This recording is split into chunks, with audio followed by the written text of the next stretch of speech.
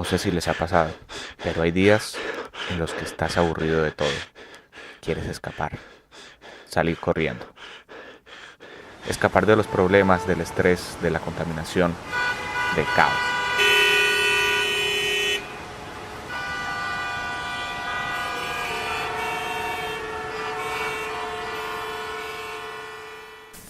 Al ser periodista te das cuenta que muchas cosas de las que ocurren no tienen remedio. Noticias, las mismas de siempre, se repiten sin solución. Algo irritante. Atención, sigue el desastre ambiental con el derrame de crudo, mortandad de cientos de especies. Urgente, por lo menos 12 vehículos fueron arrastrados por los arroyos tras fuerte aguacero. 2 personas se reportan como desaparecidas. Es allí cuando quieres ayudar a informar desde el lugar. Me encuentro en el barrio estar con los San afectados, José, en la ciudad de Barranquilla, para que les presten un poco de atención. Aguacero en las últimas horas. Y lamentablemente hay varias Pero al viviendas final, que prácticamente pocos ayudan. son una casa en el aire. Como podemos ver, esta vivienda en la parte de abajo está totalmente socavada. No aguantaría un aguacero más.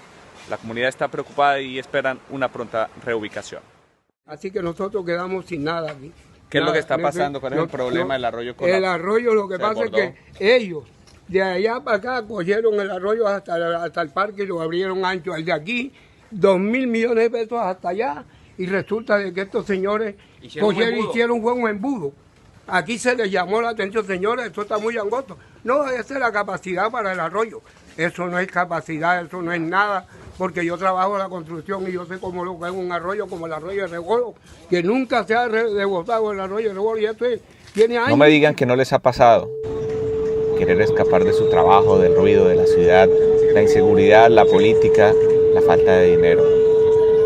Por eso ese día decidí escapar, correr. Solo quería correr.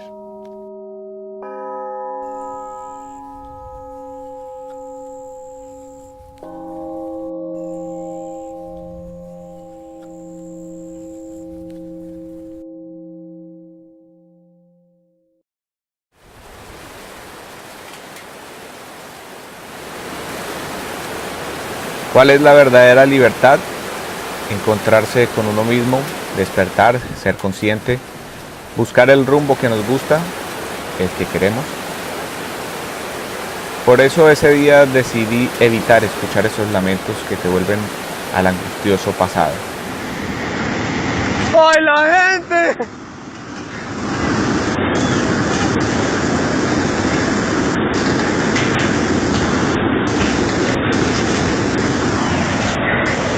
Mire cómo hay gente. Los cogió, Señor. Hay poder en Jesús, por favor, Señor, ten misericordia. Ten misericordia de la gente, Señor, no les debe pasar nada.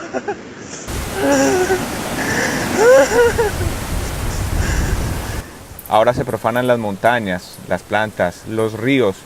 Se quiere cambiar el mundo, pero para destruirlo. Solo por un negocio que beneficia a pocos y le arruina la vida a muchos.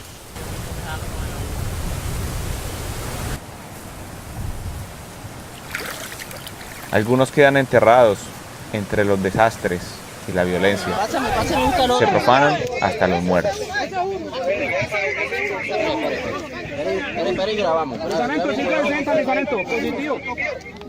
Nada como permitir que un río fluya por su cauce natural, no luchar contra la corriente, contra su fuerza. Siempre seremos más débiles, más frágiles, aun cuando estamos sometidos por un sistema que quiere hundirnos cada vez más. Ellos dicen ser servidores públicos, en verdad parecen ser autoservicio. Corrupción, clientelismo, comisiones, coimas, favores políticos, roscas, palancas, desfalcos, la ventaja siempre, los atajos, el fraude, el cartel. Microextorsión que se ha extendido como una plaga.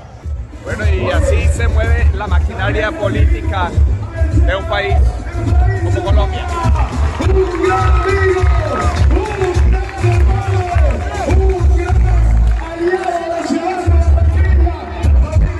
Más de 10.000 personas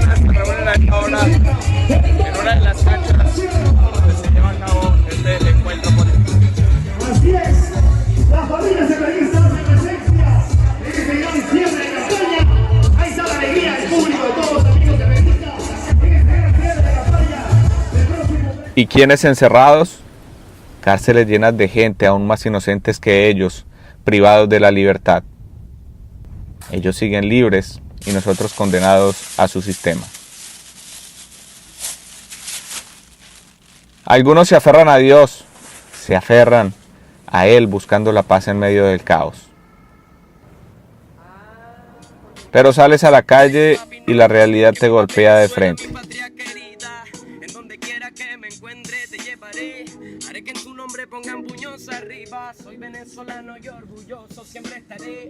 Que viva Venezuela, mi patria querida. En donde quiera que me encuentre te llevaré. Y la violencia cada vez es más cruda. Me encuentro con Gisela González, ella es venezolana y se encuentra en Barranquilla el día de las elecciones en Venezuela. Bienvenida, Gisela, y bueno, ¿usted qué puede decir de la democracia, de eso tan fundamental para un país como la democracia en su país? Bueno, en mi país no hay democracia. Lamentablemente en Venezuela no hay democracia.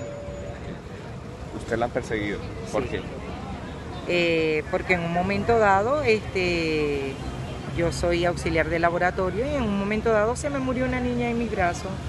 Y como entré a la dirección donde estaba el director de la institución donde trabajaba, y le tiré la niña en el escritorio y le dije que por su culpa esa niña había muerto de hambre, por eso tuve una persecución policial.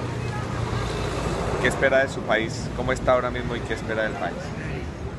Bueno, lamentablemente mi país está sumergido en la miseria, en la pobreza, y espero de mi país que renazca, que salga maduro, que no sé, que lo maten, que se muera, que se vaya, que se entregue, pero algo bueno tiene que pasar en Venezuela.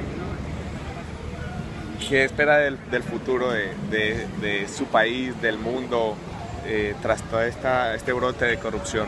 Bueno, no, yo personalmente le pido al mundo entero que ponga sus ojos en Venezuela.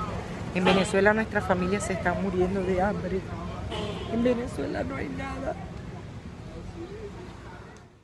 A quienes se sienten atados los invito a buscar aquello que los hace ser libres, ser felices, tomar un camino correcto, autosostenible, cuidar la naturaleza, respetarla.